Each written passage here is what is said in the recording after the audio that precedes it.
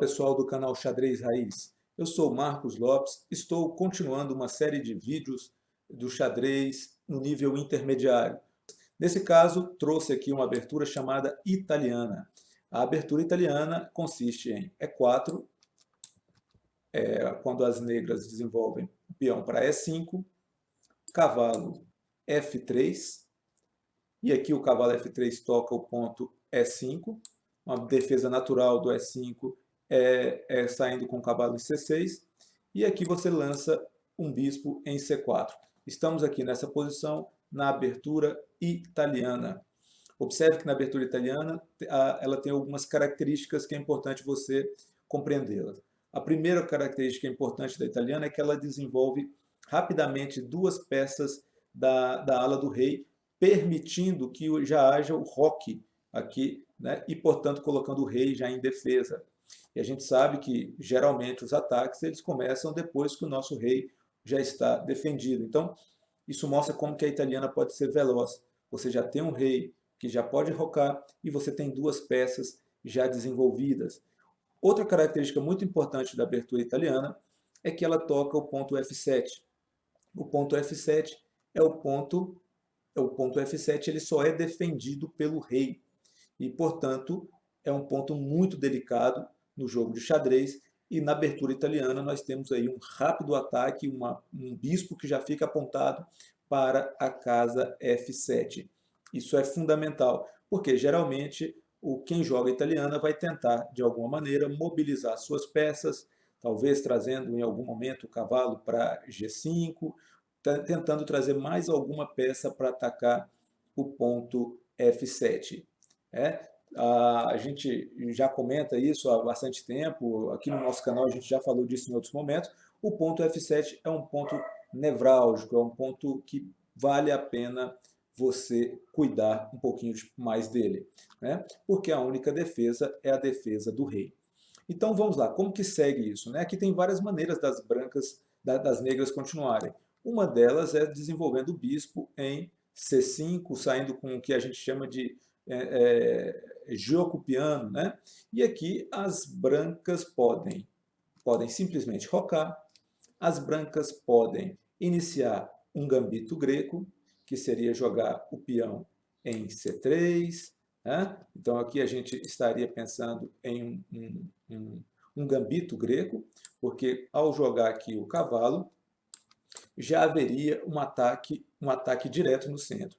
E a gente fala gambito, muitas pessoas perguntam por que gambito greco, né? Gambito é porque quando alguém joga um gambito, ele entrega um material, entrega um peão ou entrega uma peça para poder ter algum ganho no desenvolvimento. Por exemplo, aqui no gambito greco, o peão pode capturar e aqui no lugar de tomar C toma D, o peão de E avança, tocando no cavalo de F6. Então aqui nós estamos pensando no gambito greco, eu só estou apenas mostrando ideias de como continuar na italiana, né?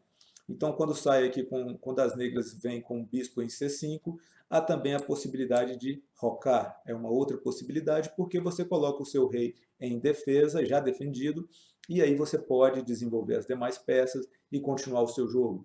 Outra possibilidade ainda seria, nesse primeiro momento aqui, abrir o peão para a casa D3, e aí já libera o bispo branco da casa negra, né? Que ele já começa a jogar.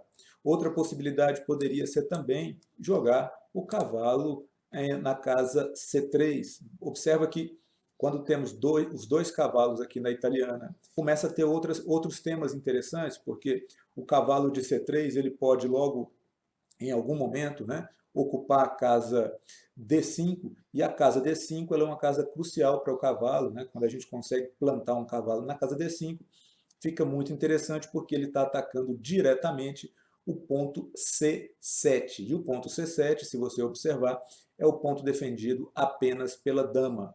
Então, quando um cavalo entra em C7, né, se não tiver uma dama apoiada, o cavalo vai dar um famoso garfo, ele vai atacar torre com cheque, né? Ele vai dar um cheque, atacar o rei vai precisar ser movimentado, se não houver nenhuma maneira de capturar o cavalo, e em seguida o cavalo, nesse garfo, captura a torre. Então, duas casas cruciais quando a gente joga a italiana, que a gente precisa de ficar muito atento, e aliás em todo jogo, mesmo em outras aberturas, a gente tem que ter muito cuidado, é a casa F7, como eu falei, protegida inicialmente apenas pelo rei, e a casa C7, aqui de brancas, a casa C2 e a casa F2. São duas casas cruciais para a gente cuidar de uma maneira especial.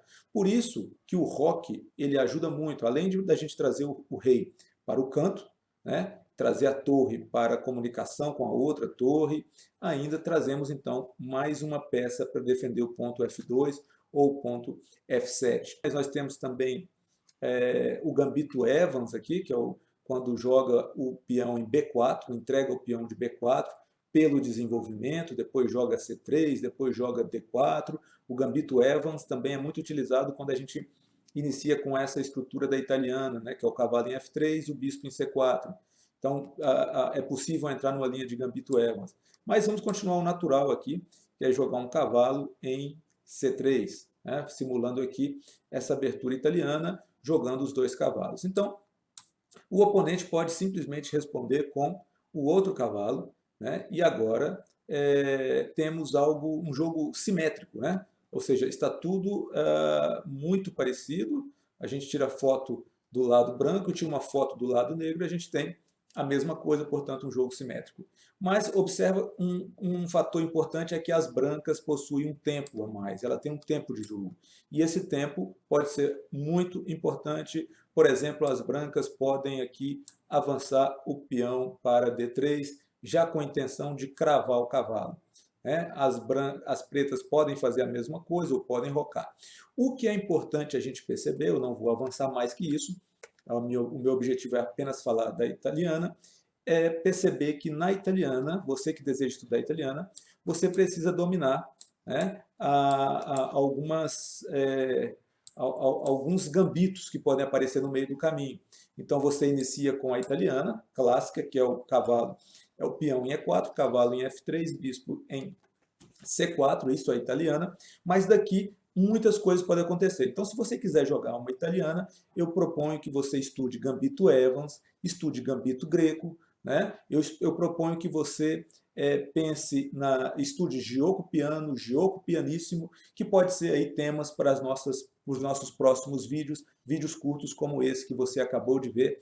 Eu espero você no nosso próximo vídeo. No nosso próximo vídeo eu vou apresentar rapidamente a abertura Ruy Lopes, como jogar planos, coisas bem simples, bem no nível intermediário sobre a nossa abertura Ruy Lopes.